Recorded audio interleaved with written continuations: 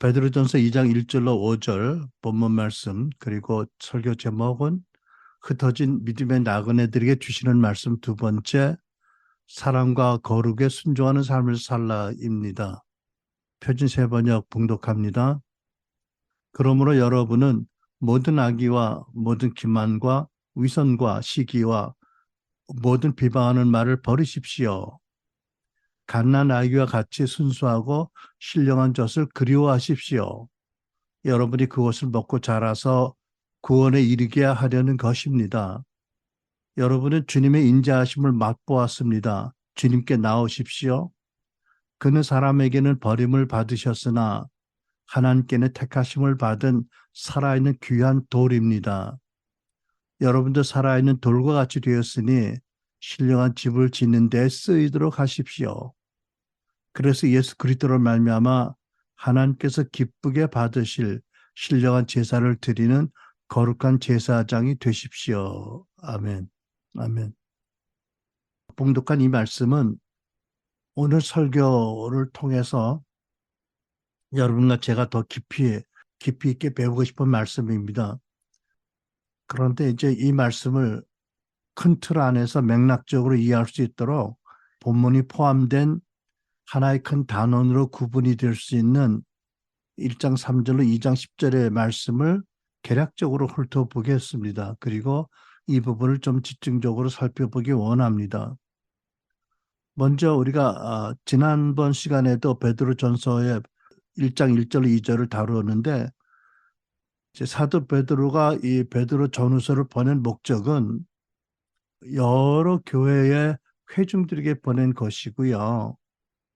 흩어져서 고난받는 신자들이 하나님이 자기들과 함께 계신 것이 느껴지지 않을지라도 늘 하나님이 함께 계시고 또 하나님 모든 상황을 통해서 그들을 변화시켜서 주 예수를 닮아가는 성화를 이루신다는 것을 믿고 사랑과 거룩 안에 성장하면서 주님께 순종하라는 그 목적으로 이 서신을 쓰신 것으로 이렇게 이해가 됩니다. 먼저 전주에 설교한 내용의 요약을 나누려고 합니다. 본문은 1절로 2절이었고요. 예수 그리스도의 사도인 나 베드로는 본도와 갈라디아와 갑바도기아와 아시아와 비두니에 흩어져 사는 나그네로 사는 여러분에게 문안합니다. 하나님 아버지께서는 당신의 미리 아심을 따라 여러분을 택하여 주시고 성령으로 거룩하게 해주셨으므로 여러분은 예수 그리스도에게 순종케 되었으므로 그의 피로 정결함을 얻게 되었습니다. 여러분에게 은혜와 평화가 가득하기를 빕니다. 본문 1절로 2절의 그 짧은 말씀이지만 풀어 설명을 하면 이렇습니다. 고향을 떠난 나그네는 물론이지만 하늘 본향 멀리 흩어져서 나그네로 살아가는 신자들이 이 세상의 삶이 불편함과 어려움과 시련이 없을 수가 없지요. 그러니까 여기에 나그네는 저 예루살렘과 팔레스타인에서 멀리 떨어진 유대인 신자만이 아니고 이방인 신자를 포함해서 모두가 하늘 본향에서 먼 이 세상에 살아가는 신자들을 말하는 것입니다. 그래서 우리가 이국 땅에서 이제 곤란을 겪고 살아가는 신자들이 어려움을 이기는 데에는 여러 가지가 필요하지만 먼저 내가 누구인지를 아는 것이 중요하겠지요. 이제 그래서 이렇게 1절, 2절에 설명하신 줄 믿습니다. 신자들은 여러분과 저는 하나님의 미리 아심으로 인해서 하나님의 선하신 마음의 선택으로 창세전에 우리가 택함 받았고 구원받았다라고 말씀합니다. 그러니까 나의 어떠함이나 뭐 조건과 공로로 받은 것이 아니고 하나님의 선하신 그 예정으로 된 것이니까 우리의 구원에 대해서 우리가 염려할 것이 없다. 그것은 견고한 것이다. 라는 것을 우리가 믿을 수 있겠지요. 좀 더 구체적으로 보면 하나님께서 우리에게 구원의 믿음을 주셨고요. 믿는 우리를 성령의 중생의 찢음으로 씻어주셨고 하나님의 자녀를 새롭게 거듭나게 하셨어요. 그리고 하나님이 우리를 거듭나게 하신 삶의 목적이 있다면 그것은 왕 되신 예수 그리스도에게 순종하는 삶을 사는 것이다. 그리고 우리 순종이 늘 완전할 수 없기 때문에 하나님께서는 언제든지 그리스도의 피로 정결함을 얻을 수 있게 예비하셨다. 그러면 우리는 예수 그리스도 안에서 어떤 삶을 살든지 하늘의 은혜와 평화를 누리게 되었다. 이것이 지난 설교 요약이 되겠습니다. 오늘은 제가 봉독한 말씀 베드로전서 2장 1절로 5절을 좀 깊게 살펴보기 원하지만 이 말씀을 큰 맥락에서 이렇게 이해하기 위해서 1장 3절로 2장 10절이 한 단원으로 묶어줄 수 있는 내용이에요. 그리고 이 단원에 그 제목을 붙인다면 그리스도께 순종하는 삶, 곧 사랑과 거룩한 삶을 살라. 이것이 1장 3절로 2장 10절의 한 단락의 제목으로 이렇게 생각해 본 것입니다. 그 세 소단원으로 나눠줄 수 있겠는데 첫째는 3절로 12절입니다. 뭐라고 제가 제목을 붙였죠?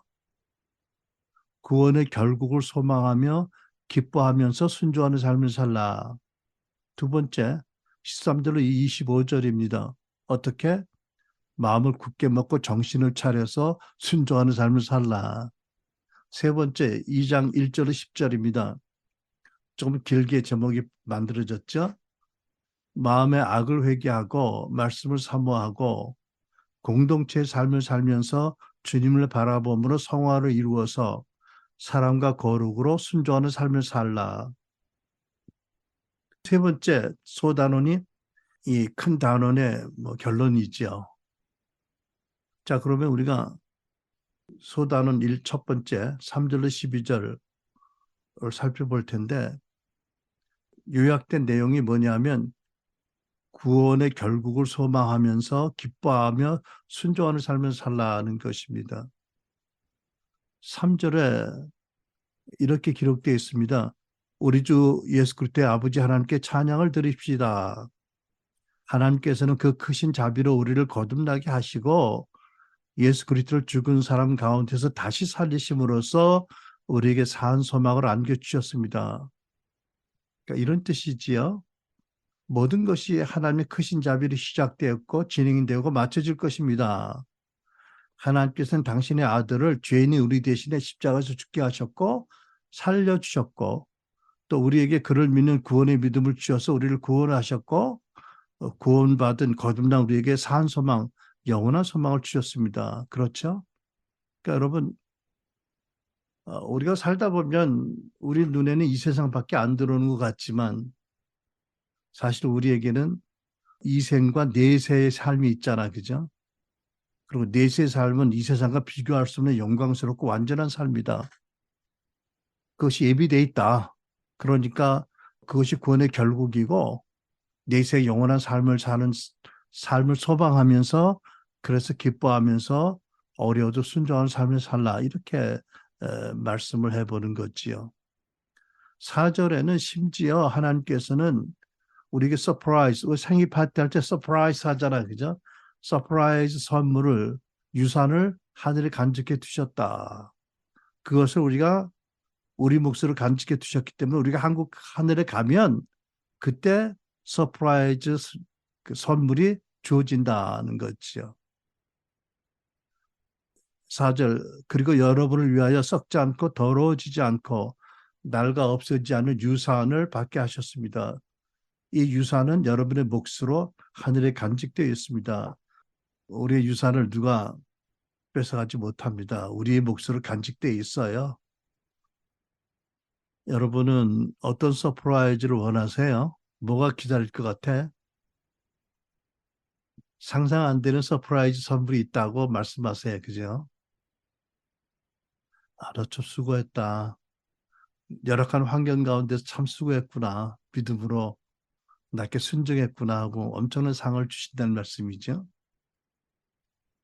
그러니까 이 땅에서 잘 먹고 잘 사는 사람들보다도 어떻게 보면 이 땅에서 힘들게 살지만 믿음으로 사는 사람들에게 준 서프라이즈가 어떨 것 같아요? 더 크고 놀랍죠. 뭐 말해서 뭐 해요. 그리고 뿐만 아니라 5절 보면 하나님께서는 그 마지막 때에 그 어떠함이 온전히 드러날 구원을 이루고 얻게 하시려고 오늘도 우리를 능력으로 보호하고 계신다고 말씀하세요. 하나님께서는 여러분이 마지막 때에 나타나기로 되어 있는 구원을 얻게 하시려고 여러분의 믿음을 보시고 그분의 능력으로 여러분을 보호하고 계십니다. 여러분 왜 지난주였지? 그 분당의 서현역인가 만행이 일어날 때 우리 유진이가 2시간 전에 거기를 지나갔다고. 알고 보면 하나님께서 유진이를 능력으로 보호하신 결과잖아요. 그죠? 그러니까 우리는 대부분 하나님이 어떻게 우리를 보호하신지 몰라. 그죠? 세상의 바디가드는 내 옆에 있어 눈으로 봐. 근데 하나님 우리의 바디가드를 자원하셔가지고 우리를 당신의 능력으로 보호하세요. 그러니까 이런 거예요. 그런데도 불구하고 어려운 일이 생긴다? 나중에 설명이 나와요. 6절, 7절입니다. 그 설명이 바로 나오는 거예요. 이방에 살면서 나그네로 여러 가지 시련을 겪고 혹 슬퍼할 일이 있더라도 우리 지체 중에 노모님이 돌아가셔서 슬퍼하는 지체가 있지만 그런 경우를 당하더라도 하나님께서는 그 모든 것을 통해서 예수 그리스도를 담대로 성악케 하시고 결국 장차 칭찬과 영광과 명예를 주실 것이다. 그러니 이것을 믿고 소망을 가지고 기뻐하며 살라 이런 말씀이죠. 그러므로 지금 잠시 동안 여러분이 여러 가지 시련을 겪으면서 어쩔 수 없이 슬픔에 빠져 있더라도 이것을 기뻐하십시오. 무엇을? 왜? 7절. 여러분의 믿음이 연단을 받아서 순수하게 되며 불로 연단하여도 마침내는 없어지고 마는 금보다 더 귀한 것이 됩니다. 한마디로 말하면 성화예요. 그죠? 그래서 그것은 예수 그리스도께서 나타나실 때 여러분의 칭찬과 영광과 명예를 차지하게 하라는 것이다. 그러니까 능력으로 보호하고 계시는데도 불구하고 때로 어려운 일이 있고 시련이 있고 공격을 당하거나 저주를 당하거나 사랑하는 이를 잃어버려서 슬픔에 빠질지라도 하나님은 그 모든 상황을 통해서 우리를 예수님 닮게 하시는 성화의 과정을 지나게 하시는 것이다. 그리고 엄청난 칭찬과 영광과 명예가 너희를 기다리고 있다. 그러니 낙심하고 나 불평하지 말고 기뻐하라 이런 말씀이잖아. 그죠? 이거는 굉장한 그런 그 통찰인 거예요. 그죠? 여러분. 8절로 9절. 그리스도를 직접 만나본 일이 없지만 믿고 사랑하고 내세 영광과 즐거움을 바라보고 기뻐하는 신자는 분명 이미 영혼의 구원을 받은 사람이다. 이런 말씀이에요. 이렇게 기록되어 있죠, 성경에.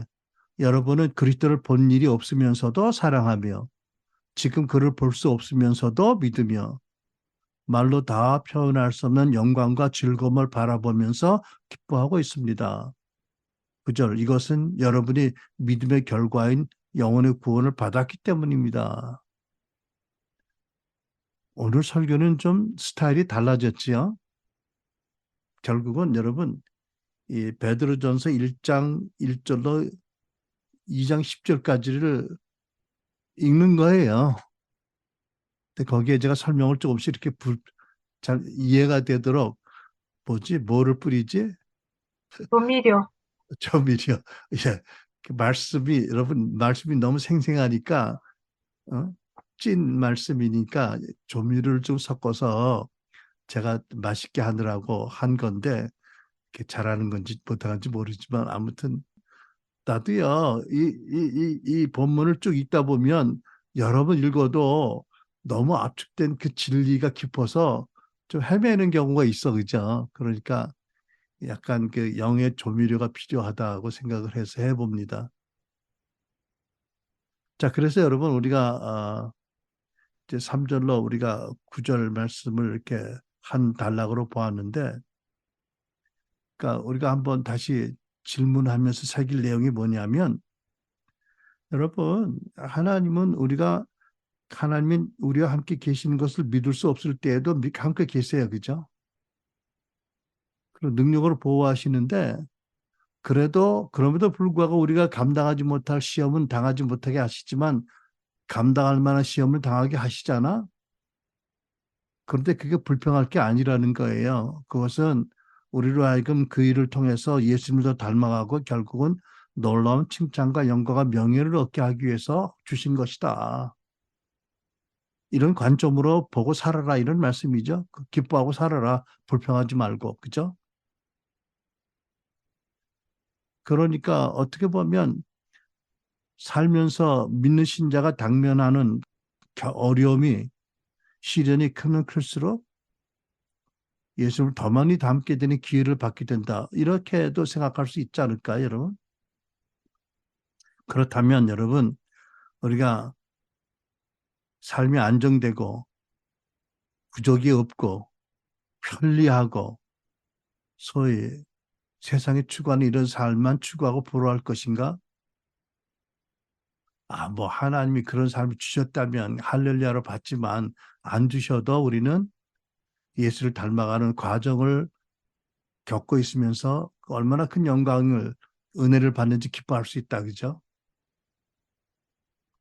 세상 사람과 다른 관점을 가지고 살아갈 수 있다. 우리는 기뻐할 수 있다. 어려워도. 그렇죠? 이런 것들을 우리가 붙잡아야 될 요점이라고 저는 믿습니다. 그러니까 아까도 말씀드렸지만 하나님께서 우리를 예수 그리스도와 성령으로 말미암아 구원하신 목적이 뭐냐? 범사에 예수 그리스도께 순종하는 삶을 살라고 구원하셨다. 그죠? 그 순종하는 삶을 살도록 우리를 성장시키도록 여러 가지 환경을 사용하고 계신다. 그래서 우리로 하여금 예수를 닮아가는 성화의 과정을 걷게 하신다. 그러니까 삶이 힘들고 어려워도 그것을 불평할 게 아니고 오히려 기뻐할 것이다. 이런 그 역설적인 아니 성경적인 그 인생관을 가져야 된다라고 말씀을 드립니다. 아멘. 두 번째 단락입니다. 13절로 25절이에요. 이 단락의 제목을 이렇게 붙여봤어요. 마음을 굳게 먹고 정신을 바짝 차려서 순종하는 삶을 살아라. 13절. 그러므로 여러분은 마음을 굳게 먹고 정신을 차려서 예수 그리스도께서 나타나실 때 여러분이 받을 그 은혜를 끝까지 기다리십시오. 그러니까 하나님이 그러시잖아요. 너 마음 단단히 먹고 정신 바짝 차려. 그리고 네가 받을 은혜를 끝까지 잃지 않도록 끝까지 붙잡고 기다려. 이렇게 격려하시는 거잖아. 그죠? 이제 다시 또 좀 내용을 소분하면 13절이 하나고 두 번째 소단원이 14절 25절인데 이렇게 우리가 생각해 볼 수 있습니다. 이 요약된 제목을 너희는 이미 그리스도의 거룩한 피와 진리의 말씀으로 거듭났으니 이전의 욕망과 헛된 생활 방식을 버리고 모든 행실을 거룩하게 하라. 말씀에 사도 베드로가 이 서신을 쓰던 그 시대에 그죠? 한 2000년 전에 그 터키 지방에 살던 그 신자들 어떻게 살았을까? 궁금해, 그죠? 어떤 모양으로 살았고, 어떻게 교회를 했으며, 저들의 그 문화와 신앙 고백은 어땠을까? 참 궁금한데, 저들에게 주신 그 본부는 오늘날 우리에게도 동일하게 꼭 필요한 본부인 것을 봅니다. 그죠? 환경이나 삶의 모습은 크게 달라도 인간성은 같으니까, 그죠? 크게 다르지 않으니까. 자, 이렇게 성경은 기록하고 있습니다. 여러분이 이제는 순종하는 자녀가 되었으니, 여기 보세요. 순종이라는 단어가 나오잖아, 그죠? 누구에게 순종해요? 예수 그리스도께. 제가 가끔 카톡하다 여러분에게 충성이라는 단어 쓰잖아요. 옛날 40몇 년 전에 40년이 뭐냐? 20대니까 50년 전에 제가 군대 생활할 때 그때 제가 소속된 부대에 격려 구호가 뭔지 아시겠어요? 짐작이 되지?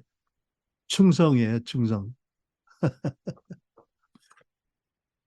요즘 캡틴 따거라는 유튜브 그 친구 귀여워서 보는데 그 친구가 뭐 캡틴 따거 대위 출신이야, 그지? 근데 격려할 때 뭐라고 하더라? 그 친구는 또 공군에 그 격려 구호를 붙이더라고. 아무튼 충성. 제가 여러분에게 충성할 때는 나한테 충성하는 게 절대 아니에요. 혹시 오해할까 봐 다음에 그리스도께 충성 이렇게 붙이거든요. 그러니까 이제 여러분은 충성하는 자녀, 순종하는 자녀가 되었으니 전에 알지 못할 때, 예수님 알지 못할 때 가졌던 욕망을 따라 살지 말고 15절 여러분을 불러주신 그 거룩한 분을 따라 모든 행실을 거룩하게 하십시오. 16절 성경에 기록하기를 내가 거룩하니 너희도 거룩하라고 하셨기 때문입니다. 하나님께서 직접 말씀하신 말씀이에요. 17절 그리고 겉모양으로 판단하지 않으시고 각 사람의 행위대로 심판하시는 분을 여러분이 아버지라고 부른다면 여러분은 나그네로 있을 동안에 두려운 마음으로 지내십시오. 18절 이제 여러분은 조상으로부터 물려받은 여러분의 헛된 생활 방식에서 해방되었습니다. 그것은 여러분도 알지만 은이나 금과 같이 썩어질 것으로 되지 않고 19절 흠이 없고 티가 없는 어린 양의 피와 같은 그리스도의 귀한 피로 되었습니다. 20절 이 그리스도께서는 세상이 창조되기 전에 예정되었고 이 마지막 때 여러분을 위하여 나타나셨습니다. 21절 여러분은 그분으로 말미암아 하나님을 믿고 있습니다. 하나님께서는 그를 죽은 사람 가운데서 살리시고 그에게 영광을 주셨으니 여러분의 믿음과 소망은 하나님께 있습니다. 예수 안에서 부활하신 예수 안에서 우리의 믿음과 소망은 하나님께 있습니다. 말씀으로 우주를 창조하시고 당신의 형상으로 인간을 지으셨고 예수 그리스도로 말미암아 구원하신 아버지 하나님께 있다.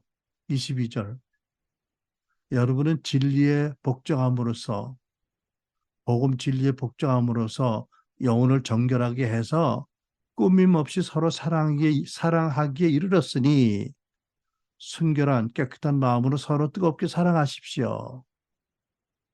23절 여러분은 거듭났습니다. 그것은 썩을 씨가 아니라 썩지 않을 씨, 곧 살아계시고 영원하신 하나님의 말씀으로 그렇게 되었습니다. 24절 모든 육체는 풀과 같고 그 모든 영광은 풀의 꽃과 같다. 풀은 마르고 꽃은 떨어지되 25절 주님의 말씀은 영원히 있다. 이것이 여러분에게 선포된 말씀입니다. 아멘. 아멘.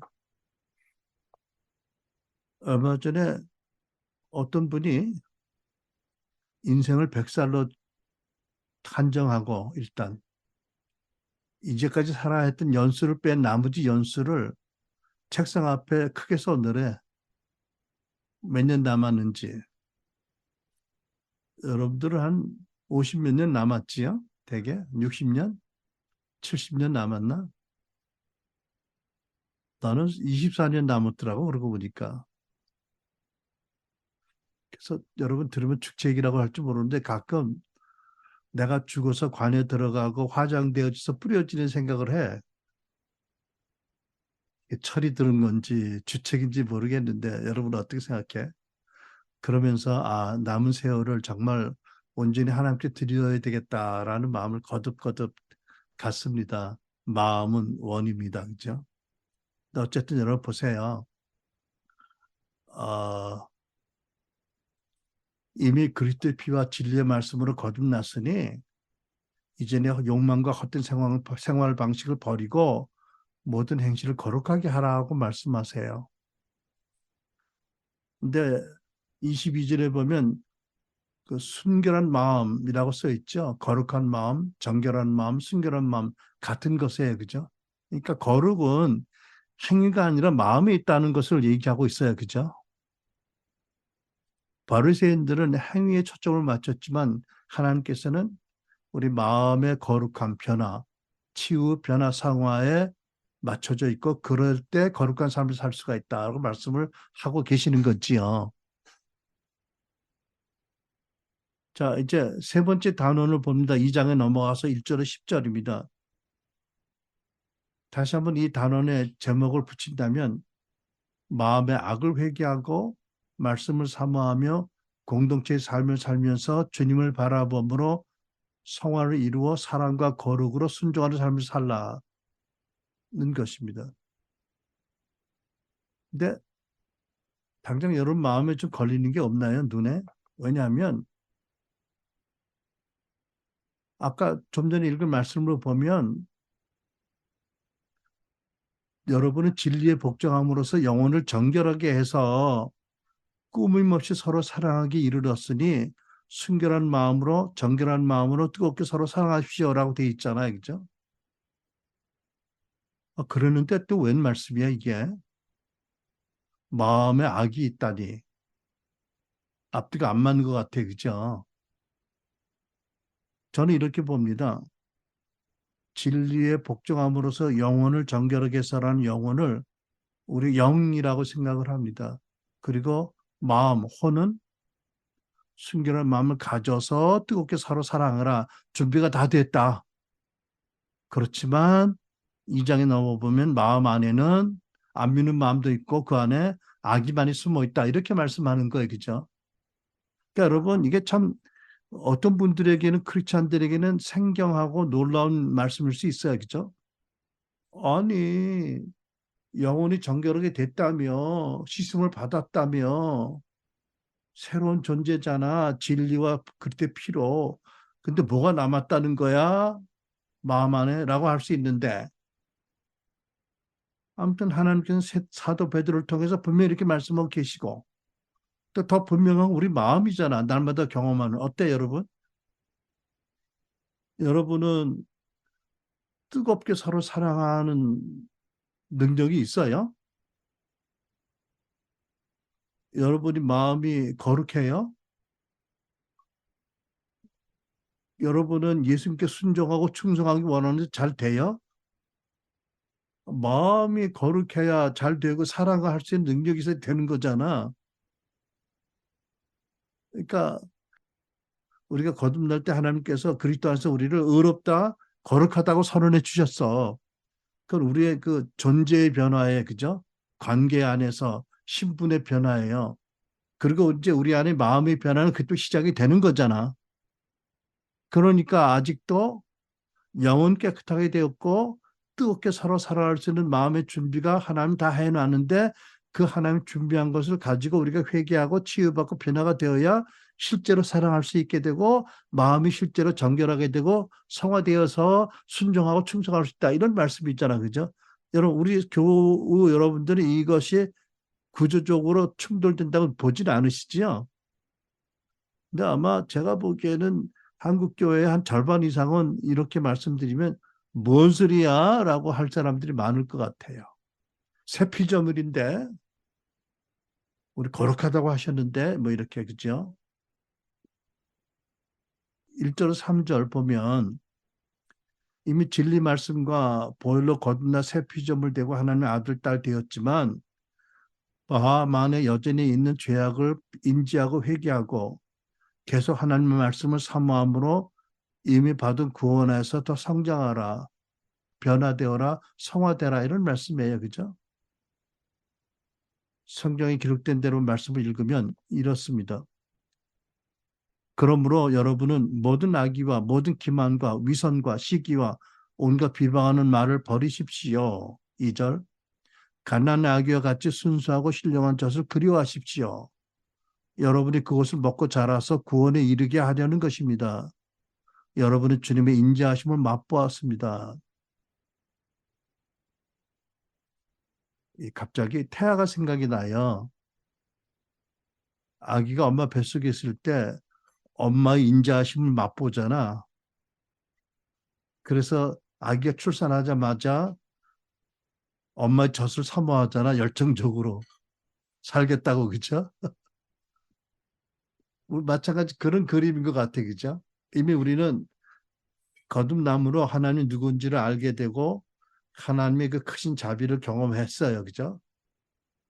그런데 우리가 계속 성장해야 되기 때문에 이제 두 가지를 말씀하세요. 여기서는. 첫째는 뭐예요?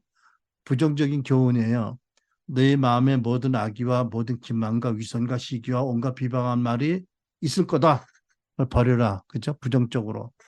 긍정적으로는 갓난아이처럼 순수하고 신령한 젖을 사모하라. 그러면 네가 이미 받은 구원 안에서 계속 이루어질 것이다. 성장할 것이다. 이런 말씀이잖아. 그죠? 아까 우리 교제할 때 올리비아 얘기되는데 올리비아 보면 얘가 배변 활동을 제대로 못하면 먹질 못하더라고. 그죠? 이게 이게 두 가지가 동시에 활발해야 건강하게 성장하는 것 같아. 그죠? 화장실 일도 잘 보고 저가 음식도 열심히 먹고 운동하고. 그죠? 하나가 막히면 안 되는 거더라고요. 여러분 장마철에 그런 분 없었죠? 나는 옛날에 한국에 애참 선교사를 나가가지고 한동안 지하실에 사는 적이 있었거든. 아, 지하실에 하수도가 솟아오르는데 미치겠더라고. 그러니까는 물을 못 쓰잖아. 그지? 아, 밑에서 올라오는데 어떻게 물을 버리겠어? 올라오는 거 퍼서 버려. 어? 다 버려야 돼. 들고 나가서. 그죠? 아, 그 부분 나도 선교사로 좀 고생을 했구나. 지하실 살면서. 아니, 하기는 그런 고생을 와이프가 주로 했지만 아무튼 야, 방에 물이 책상 한 반까지는 찼어. 아, 그런데도 결국 깨끗하게 되었지. 수고로 말미암아 누구야. 아무튼 여러분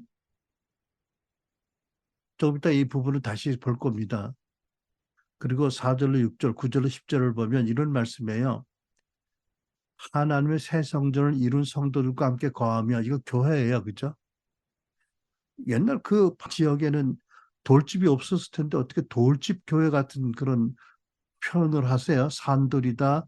너도 신령한 돌이다. 이 돌들로 이렇게 교회를 지은 같은 그림이 그려지잖아. 그죠? 예수님이 모퉁이 돌 산돌이시고 우리도 하나의 돌들이 돼가지고 돌들이 연결되어서 교회당이 지어진다. 교회 공동체가 세워지고 너는 교회 안에서 신앙생활을 하라 이런 말씀이에요. 그리고 그리스도에게 연합된 존재로서 계속 성화를 이루어가면서 사랑과 거룩함으로 순종하는 삶을 살아라 이런 말씀이에요. 결론적으로 그렇죠. 이렇게 성경에 기록되어 있잖아요. 주님께 나오십시오. 그는 사람에게는 버림을 받으셨으나 하나님께는 택하심을 받은 살아있는 귀한 돌입니다. 보배롭고도 보배로운 돌이시죠. 5절 여러분도 살아있는 돌과 같이 되었으니 신령한 집을 교회를 공동체를 짓는 데 쓰이도록 하십시오. 공동체 일원이 되라는 말씀이 있죠. 그래서 예수 그리스도를 말미암아 하나님께서 기쁘게 받으실 신령한 영적 예배를 드리는 거룩한 제사장이 되십시오. 네,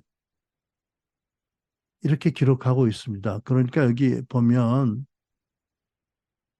우리는 예수 그리스도와 함께 순종하는 삶을 살도록 하나님의 크신 자비와 은혜로 구원받았는데 어떻게 예수께 순종하는 삶을 사는 것이냐 풀어서 설명하면 사랑과 거룩한 삶을 삶으로 어떤 사랑? 서로 사랑하고 하나님을 사랑하고 하나님 앞에서 사람들 앞에 거룩한 삶을 사는 것이 결국 왕 대신 주님께 순종하는 삶이다. 라는 것을 본문에서 우리가 배울 수가 있고 깨달을 수 있는 것입니다. 그러니까 여러분 크리스찬으로 우리가 믿고 살면서 이 부르심, 어떤 부르심? 왕 대신 주님께 순종하는 삶, 어떻게? 사랑과 성화 가운데 성장하고 충성하는 삶을 사는 이 부르심을 위해서 헌신하지 않고 또 이 부르심대로 살기 위해서 기도하고 잘 되지 않아서 고민하고 번민하고 그리고 더 성령님을 의지하지 않았다면 그 다른 무엇이라도 본인 자신에게도 유익이 안 되고 하나님 나라 아무 의미가 없다. 그것이 아무리 사람들이 인정하는 큰 사역이라도 얼마나 많은 물질을 모았을지라도 얼마나 사람들에게 영예를 추앙을 받을지라도 얼마나 많은 지식과 능력이 있을지라도 이 하나님의 부르심의 목적 예수 그리스도께 순종하는 삶 구체적으로 사랑과 거룩 안에서 순종하는 삶을 사는 것을 위해서 헌신되지 않았다면 그것은 정말 거듭난 신자의 삶이라고도 할 수 없는 것이다. 이런 것을 명확히 오늘 깨닫게 하시는 줄 믿습니다. 그러니까 뭐라고 말씀하죠? 마음을 굳게 먹고 정신을 차려서 예수 그리스도께서 나타나실 때 받을 그 은혜를 유업을 끝까지 기다려라 이렇게 말씀하잖아요. 그죠? 왜냐하면 세상에는 너무 많은 주장이 있고 가르침이 있고 너무 많은 다양한 소리들이 있어요. 정말 마음을 굳게 먹고 정신을 안 차리고 아무 소리나 듣고 막 잡식성으로 받아들이면 망령된 자가 될 수 있다. 그러니까 마음을 굳게 먹고 정신을 차려서 말할 수 없는 영광의 그 상급을 주실 예수님이 나타나실 때 은혜를 끝까지 기다리라 이렇게 말씀하고 있잖아. 그죠? 자, 마지막으로 오늘의 핵심 주제입니다. 2장 1절 5절로 돌아가서 이것이 크리스찬의 상호의 기본 원리입니다. 제가 믿기로. 다시 말씀을 봉독할게요. 그러므로 여러분은 모든 악의와 모든 기만과 위선과 시기와 온갖 비방하는 말을 버리십시오. 갓난 아이와 같이 순수하고 신령한 젖을 말씀을 사모하십시오. 여러분이 그것을 먹고 자라서 구원에 이르게 하려는 것입니다. 여러분은 주님의 인자하심을 맛보았습니다. 이미 주님께 나오십시오. 그는 사람에게는 버림을 받으셨으나 하나님께는 택하심을 받은 살아있는 귀한 돌입니다. 여러분도 살아있는 돌과 같이 되었으니 신령한 집을 짓는데 교회를 이루는데 쓰이도록 하십시오. 그래서 예수 그리스도를 말미암아 하나님께서 기쁘게 받으신 신령한 제사, 영적 예배를 드리는 거룩한 제사장이 되십시오. 이렇게 말씀하고 있어요. 성의 원리죠. 첫 번째, 예수의 보혈과 성령의 거듭나게 씻음으로 말미암아 진리로 씻어졌고 거듭났지만 여전히 남아있는 악이 있다. 현실이고 진리다. 이것을 인지하고 회개하고 말씀을 따라서 서로에게 고백하고 함께 병낫도록 기도함으로 마음을 깨끗게 하라는 말씀이 있잖아요. 그렇죠? 우리는 엘레자우스에서 우리가 배운 것이 있어서 잘 압니다. 그렇죠? 5R이죠. 그리고 우리가 알 것은 이것입니다. 22절 진리의 복음 진리에 복종함으로써 2절 성령이 이미 거룩하게 해주셨으므로 영을 정결하게 씻김 받았고 꾸밈없이 서로 사랑하게 이르렀으니 준비가 다 되었으니 서로 뜨겁게 사랑하라고 하셔서 사랑하려고 하는데 막상 부딪히는 게 뭐예요? 그러잖아. 혼인 예식이 마치고 봤더니 딴 여자들하고 딴 남자들하고 왜? 이제 진짜 진하게 사랑하려고 했더니 안 되더라는 거잖아. 그죠? 왜 안 돼? 뭐가 있잖아, 마음에. 그죠? 마음은 원인데 안 되잖아. 그죠? 뭐가 있다고요? 여기 있다고 하시잖아요. 그죠? 그러니까 하나님 우리에게 주신 숙제예요. 그러니까 사실은 샘프드 목사의 말씀처럼 그러잖아. 결혼식이란 두 사람이 그리스도 안에 죽고 하나 되기 위해서 그 엄숙한 자리 예수님을 초빙하는 그 자리라고. 둘 다가 예수 안에서 죽지 않으면 결코 하나가 안 된다고. 부부간의 연합이 안 된다고. 그러니까 영은 깨끗하게 되었어요. 존재적으로 우리가 새 피조물 되고 완전히 신분적으로 거룩하고 의롭다고 인정받았어요. 근데 하나님 우리에게 숙제를 주셨어요. 그죠? 왜냐하면 하나님께서 구원의 놀라운 역사를 이루실 때 함께 할 일을 파트너로 할 일을 주셨어. 그죠? 그게 뭐라고? 우리의 마음을 치유받고 변화받아 성화되게 하는 거는 우리에게 주셨어요. 근데 거기에 필요한 모든 것 지식도 다 주셨어. 능력도 주셨어. 다만 취해서 하면 돼. 그죠? 이거는 너희들이 해야 되지 않겠냐. 그래서 사도 바울이 두렵고 떨림으로 구원을 이루라고 하시잖아요. 그죠? 만약 이것까지 하나님 다 하셨다? 그럼 우리는 우리는 뭐 교회도 필요 없고 우리는 뭐 다 필요 없어. 완전히 됐으니까 그냥 은혜로. 그러면 그게 하나님의 원하는 그림은 아닌 거예요. 그죠, 여러분? 베드로 사도는 성령님이 감동을 받아서 거듭난 그 신자 마음 안에 여러 가지가 있는데 그중에 예를 들어서 몇 가지예요? 6가지를 예시적으로 들으신 거예요. 다는 아니야. 그죠? 제가 보기에는 모든 음란도 들어가야 될 것 같은데 왜 안 쓰셨는지 모르겠어. 하여튼 뭐 모든 교만도 들어가야 될 것 같은데 그죠? 아무튼 뭐 여기 있는 거는 충분히 압도적이야. 그죠? 모든 악이 모든 악독이에요. 무슨 뜻이냐면 악한 행실만이 아니라 마음이나 악한 의도까지 포함된 게 악이란 뜻이에요. 악한 의도, 그죠? 여러분 있나요? 없나요? 모든 기만, 속임수, 거짓으로 남을 해치는 행실, 그 사기성이라는 거죠, 그죠? 위선 또는 개혁성경 외식이라고 되어 있는데 뭐 고급 레스토랑에 데이트하러 가는 외식이 아니고 외식, 그죠? 겉으로 꾸미는 것. 외적으로 꾸미는 모습으로 내면의 악을 숨기는 것이 외식이에요. 그죠? 시기, 다른 사람에게 일어나는 좋은 일을 같이 기뻐하고 감사하는 것의 반대가 시기예요. 그죠? 사촌이 뭐 논을 산 배가 아프다고 옛말에도 있는데 그 다음에 온갖 비방하는 말, 다른 사람의 명예와 평판을 해치는 말과 또 그런 의도. 그러니까 여러분 이것도 다 생각해 보면 뭐냐면 서로 사랑하라. 거룩하라는 말씀에 져야 되는 가장 중요한 요인들이에요. 그죠? 어디 있다고 마음이 숨어 있다는 거예요. 그죠?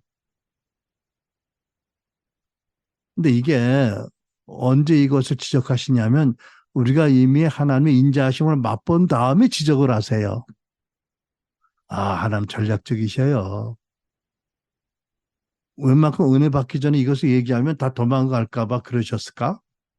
아니면은 인지하지 않으려고 부인할까 봐 그러셨을까? 아무튼 이미 주의 인자하심을 맛본 자에게 이렇게 말씀하세요. 그러므로 그죠? 너희들이 은혜를 받았지? 그러므로 한번 솔직히 얘기해보자. 우리 내 마음속에 이러는 것들이 있지. 이걸 버려야 거룩하게 되고 사랑하게 된단다. 이제는 이것을 심각하게 시작할 때가 되지 않았니? 이렇게 말씀하는 거잖아요. 그죠? 근데 여러분 사실 하나님께서 왜 하필이면 베드로를 통해서 이 말씀을 쓰게 하셨는지 아이러니해요. 그죠? 왜냐하면 베드로가 여러분 예수님을 따르기 시작해서 1년 반 만에 사도가 되었잖아요. 그죠? 그리고 약 사도로 1년 반 동안 예수님을 따랐어요.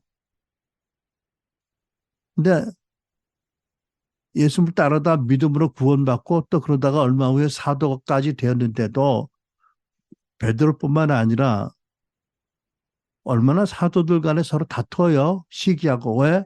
누가 제일이냐고. 이분들 웃겨요. 예수님도 아직 떠나지 않으셨는데 우리 중에 누가 제일이냐고 다퉈. 예수님 제껴놓고. 진짜 웃기잖아. 근데 그게 웃기는 게 우리 모습이니까 성경에 기록되어 있는 거잖아, 여러분.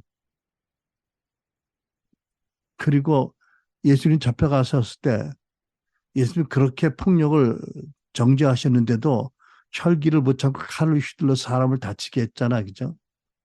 그러니까 이게 베드로 당신의 말씀이야, 사실은 그죠? 다 당신이 가졌던 문제고 또 자기들 일행을 환영하지 않는다고 하늘에 불을 들여 다 태워 죽이자고 난동을 부렸잖아. 이게 다 사도로 세워진 예수님의 제자들 안에 역력히 있었던 문제예요. 그러니까 여러분과 내가 예수 믿고 집사가 되고 권사가 되고 장로가 되고 목사가 되었어도 있을 수 있고 있는 거잖아. 다루기 전에는. 근데 이것을 있다고 말씀하시니까 있다고 믿고 그러면 어떻게 이것을 하나님 우리가 어떻게 치유받아야 됩니까라고 여쭤보고 그렇게 나가야 되는데 있다는 사실을 또 인지 안 하면 그 다음에는 변화되고 성화되는 과정이 막힌 거예요. 그죠? 여러분, 우리가 어떻게 해야 됩니까? 우리는 뭐 너무나 잘 알죠. 엘리아우스에서 배운 5R입니다. 그죠?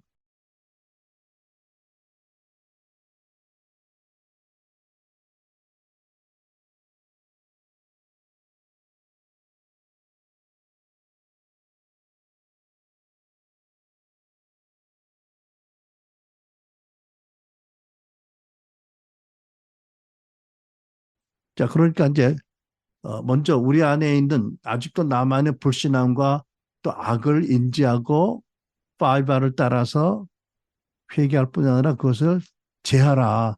그래서 마음이 치유받고 깨끗한 마음을 갖게 되어라. 이런 말씀이잖아요. 그죠? 첫 번째. 두 번째, 신령한 집을 짓는데 쓰이도록 하라는 것은 교회의 공동체 생활에 적극적으로 참여하라는 말씀이잖아요. 그죠?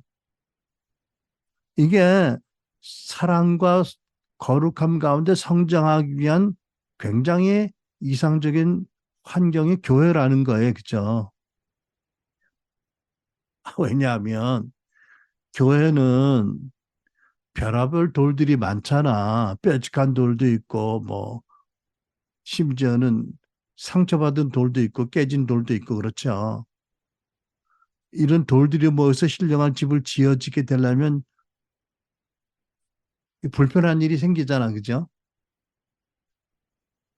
그러니까 아까 여러분 이 세상을 살면서 여러 가지 시련을 당하고 슬퍼할 수밖에 없지만 생각해 보아라. 하나님이 전능하신 하나님 너희를 사랑하사 하나님이 그것을 허락하신 이유가 있다. 이것은 그 모든 과정을 통해서 주 예수를 닮아가고 놀라운 영광과 상급을 받기 위함이다라고 이런 시각을 가지라고 말씀하셨잖아요. 똑같은 시각으로 말씀하는 거예요. 너희가 사랑과 거룩 가운데 성장하려면 공동체 생활을 해라. 적극적으로. 그죠? 세 번째, 뿐만 아니라 신령한 제사를 드리는 제사장이 되라는 말씀을 어떻게 저는 이해하냐면 영광의 주님을 영적 예배로 바라보면서 그분을 바라보며 법칙으로 닮아 변화되고 성화되고 그래서 사랑과 거룩 가운데 성장해서 예수님께 충성하고 순종하라 이런 말씀이 있잖아요. 그죠? 고린도서 3장의 말씀 모두 노후를 벗어버리고 주님의 영광을 바라봅니다. 이렇게 해서 우리는 주님과 같은 모습으로 변화하여 점점 더 큰 영광에 이르게 됩니다. 이것은 영이신 주께서 하시는 일입니다. 성령이 하신다는 말씀이죠. 어떻게 해요? 깨끗한 마음으로 주님을 바라보면 그때부터 상당히 신속하게 변화되어서 주님과 같이 닮아가고 성화되고 더 큰 영광이 들어간다는 거죠. 언제부터 마음속에는 모든 악독과 시기와 위선과 가식하는 것을 버린 다음에 그렇죠. 그리고 몸된 교회에서 여러 가지 연단을 받으면서 또 관계 가운데 어려움을 받으면서도 극복하는 은혜를 구하면서 그리고 깨끗한 마음으로 주님을 바라볼 때 주님과 같이 큰 영광으로 들어가게 되고 주님과 같이 변화된다, 성화된다는 거잖아요. 그죠? 결국 그러므로 말미암아 놀라운 사랑과 거룩함으로 예수께 충성하는 순종하는 하나님 목적을 이루어드리는 하나님께 영광을 돌리는 교회가 된다는 교훈인 줄 믿습니다. 아멘. 다시 한번 우리가 정리한 뜻으로 오늘 큰 맥락에서 본 단원 베드로전서 1장 3절로 2장 10절의 말씀 그리스도에게 충성하는 순종하는 삶 곧 사랑과 거룩한 삶을 살라 하는 것이 핵심 주제였고 세 단원으로 나누어서 첫 번째 단원에서는 구원의 결국을 소망하고 기뻐하며 순종하는 삶을 살아라.